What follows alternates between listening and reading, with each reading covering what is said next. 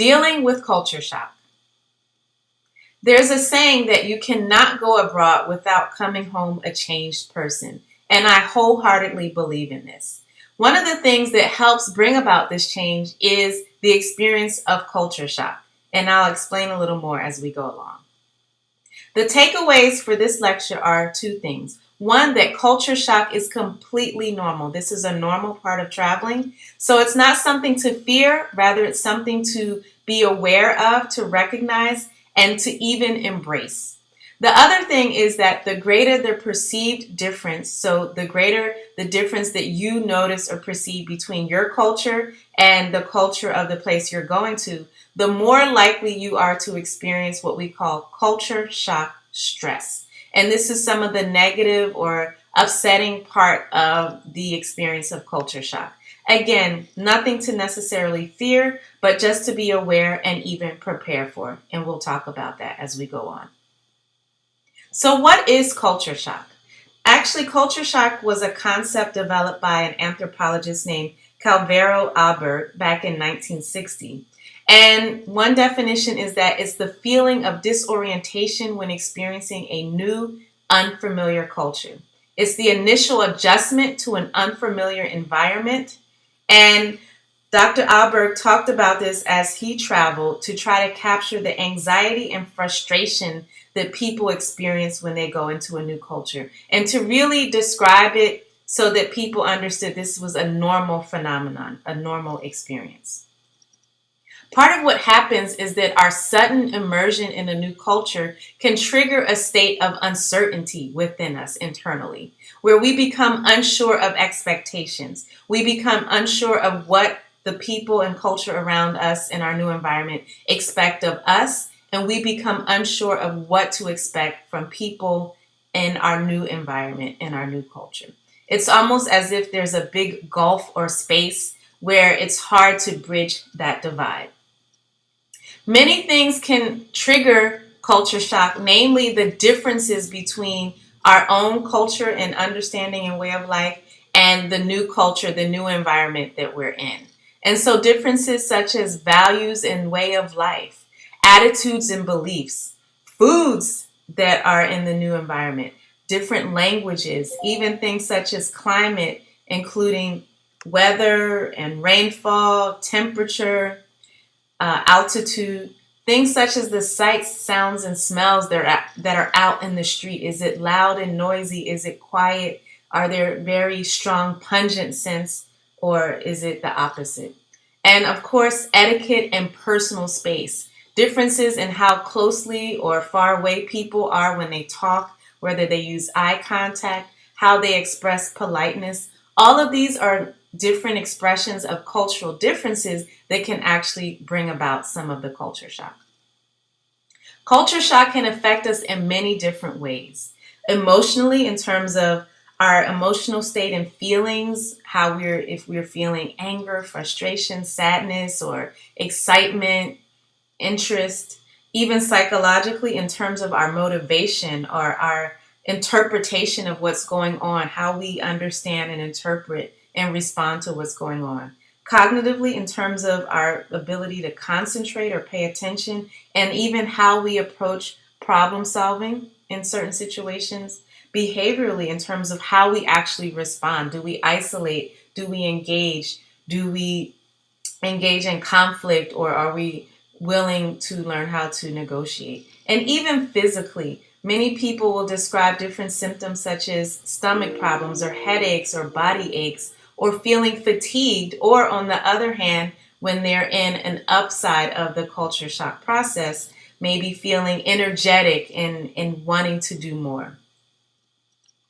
And some of the feelings that people might have as they go through the process of culture shock include feeling confused, anxious, homesick, irritated and angry, even starting to doubt themselves or feeling like their self-esteem is affected, and questioning their own culture or identity.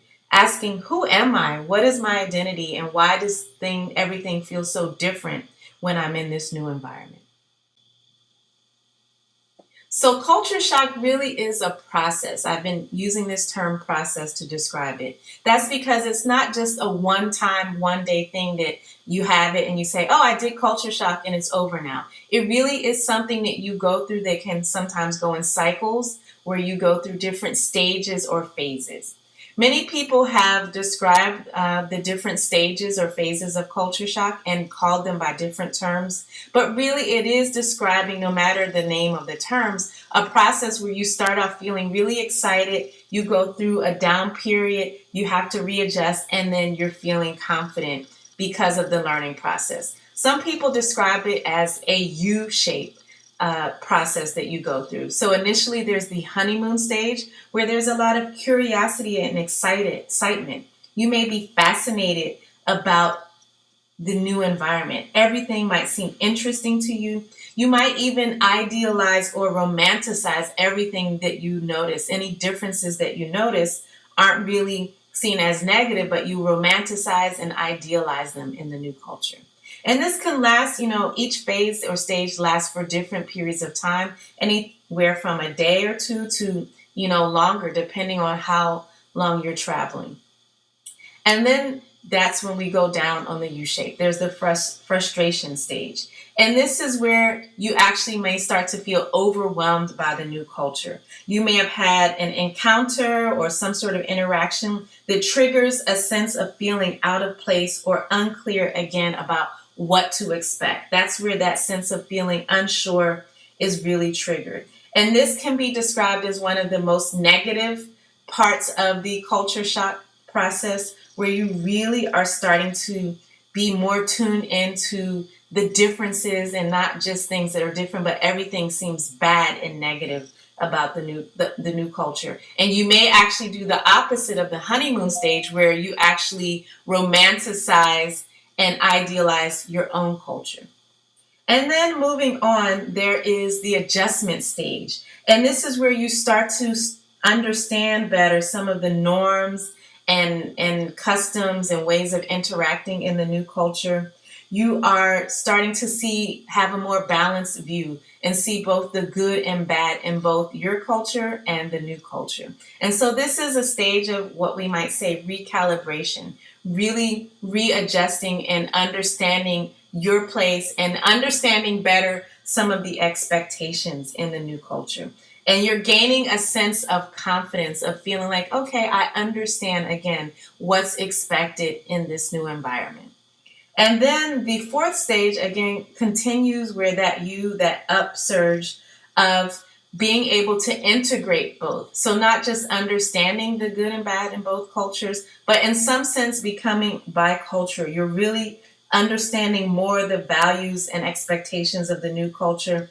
And you're experiencing this sense of personal growth because you can feel confident, you can feel competent, like you've mastered some of the things such as personal space and etiquette and the expression of values, and maybe even picking up language, understanding certain things about the food. All of those differences before that were so prominent, you may still notice them, but you feel like you can navigate the differences and also still feel good about your own culture. And so these aren't stages that you go through one by one. You may go in and out of one stage. You may go through honeymoon and frustration and then back to honeymoon again. And not everybody will go through every single one for the exact same period of time. It really depends on things such as how long you're traveling, as I said earlier, how large the differences are between your culture and the culture of the place that you're going to. So again, some of the symptoms of culture shock include the loneliness and melancholy. Again, in that stage 2, where you're feeling frustration, you might feel lonely and melancholy. A loss of identity, not knowing again who you are and what your place is. So much gets questioned. A lack of confidence, longing for family, even anger and irritability. Angry that everything is so different and nobody understands you and you can't understand them.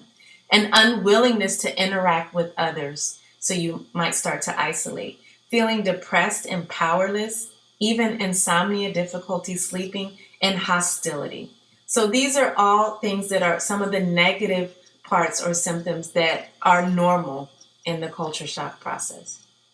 There's new research or new writings now where people are really starting to understand that culture shock is not necessarily a bad process. It used to be seen as this negative thing, almost like a disease that you encountered and that you just had to withstand it. Now it's viewed as a positive experience that facilitates growth, potentially, personal development, and learning. That is through going through this process of feeling good and then feeling bad and then having a more realistic view of the new culture that you learn, you grow, and you develop. There was one study that really tried to talk to people who had been living and traveling abroad to find out how they thought about culture shock after they came back. 97% of the people surveyed said they felt their time living in another culture inspired greater maturity. So that's the personal growth part. 98% found that culture shock helped them to better understand their own cultural values and biases. So they were very much able to be more introspective and understand themselves and their own culture better. 96% felt more confident in themselves. 94% thought the experience continues to influence their interactions with different cultures. So again, they've been changed as a result of the travel and experiencing and going through the process of culture shock. 82% felt it helped to develop a more sophisticated way of looking at the world. So this is some evidence that most people have an overwhelmingly positive view of the process of culture shock once they return and once they have some time to step back and reflect on it. In the moment, it might be really difficult, but stepping back, you can see how much you've learned and grown from it. So what do you do to prepare for culture shock? Again, we said it's normal. You're going to go through it. Even preparing doesn't mean you're not going to experience it, but preparing can help you to, again, have more of a cushion and understand how you're feeling when you're experiencing it.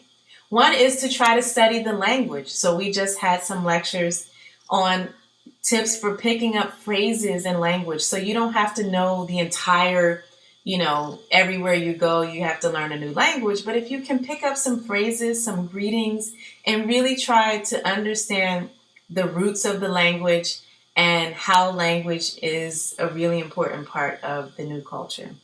You can do some research and learn about the country. We've talked about that in other lectures, that doing a little background research where you get a sense of the history of the country, some basic cultural values, how people interact, what's considered polite, how you communicate in business settings or formal settings versus informal settings. Those are really important things. Also, spending some time with nationals in your own country. So you might find people who are from the country that you're planning to travel to, interacting with them, going to different cultural festivals, going to different places where there are restaurants where those nationals may serve their national foods. And so you become familiar with some of the behaviors and culture and means of communication. Also, think about a support system. This is regardless of how long you're going to be there. If you're traveling alone, it might be more important to think about who you can interact with in the new country. If you're traveling with friends or a group, you all can talk about ahead of time how you all would be able to support each other while you're traveling. And if you're staying for an extended period where you're going to be in a country for several months or even thinking about staying indefinitely, this is really important to start thinking about, if you don't have a specific support system, how you can develop one. Are you going to be able to interact with the different communities of expats or travelers in that new country? How are you going to meet people who can help support you while you go through this process of culture shock? And there are different ways to cope while you are experiencing it. One is to just recognize the stages. So when you feel yourself feeling really happy and excited, that's a great thing. And you can say, you know what, I'm in the honeymoon stage. I'm really glad about being here. But then when things start to take a turn and you're feeling more upset or irritated or frustrated, you can recognize, okay, now I'm in the frustration stage. This is normal. I'm starting to really be immersed in and feel confused about how to behave here. The other thing is to really remind yourself, this can't be emphasized enough. Remind yourself and understand that this is normal. There's nothing wrong with you. You're not a freak. You're not incompetent. You're not a person who can't cope with life. Actually, sometimes people who are really well adjusted back in their home culture, they might have a harder time adjusting in the new culture that's really different because they start to feel really incompetent and lack confidence because they don't understand why they can't operate as normal in the new culture. Also, prepare to cope. What are some things that help you when you're really stressed out? Do you know how to, do you need to exercise, or is it eating or drinking right? Or do you listen to music, or do you write in your journal? Do you need to communicate with people back home? Whatever it is that comforts you, that helps you to cope when you're under stress, try to have some of those tools or tips on hand so that when you start to feel some of the loneliness or the irritation or the frustration, that you can have some things to help you cope. Also know that it's temporary because it's a process. It's not going to last forever. You'll go, some stages may last longer than others for you. You may cycle back to different stages again, but this is temporary. As you become more acclimated, depending on how long you're going to be traveling, it's going to change for you. And if you're not going to be there for very, very long, it's temporary just because you're going to be, you won't be there forever. Also, don't take it personally. When you have interactions that make you feel out of place, again, those expectations aren't clear to you. You don't necessarily have to take it as something is wrong with you. People don't like you. It's just a difference and misunderstanding oftentimes around communication, around picking up on social cues and responding to social cues. Cultures around the world are vastly different from each other. And so there's bound to be, anytime different cultures interact, as some people say, there are bound to be clashes. And this is not necessarily a reflection on you or even the other person being bad or negative. So don't take it personally. The other thing is to try to understand what factors are outside of your control. So there are certain things that you may, encounters or interactions that you may have where you and another person don't speak there's no overlap in the language that you speak or understand. That can be really frustrating when you're trying to get something from that person or they're trying to get information from you, for example, at your accommodations. That's just outside of your control, and then you just have to problem solve about either how to get someone to translate for you, how you can try to use Google Translate or some other means of trying to help that person understand you and help you understand that person. So there's certain things that are outside of your control, and really understanding that as part of not taking the whole negative part of culture shock personally. So your challenge is to try to identify one thing that will be hard for you to adjust to in the country you plan to travel to next. So this takes doing some research. You have to research some of the culture, some of the values, things like etiquette, communication, politeness, personal space, the way language is used. Try to research some of those things and think ahead about what might be hard for you to adjust to. In this way, you've already started to plan ahead because you've done some background research and you've taken into account your own personality, what might be hard for you. And the second part is to identify one person, thing, or activity that can be used to help you cope.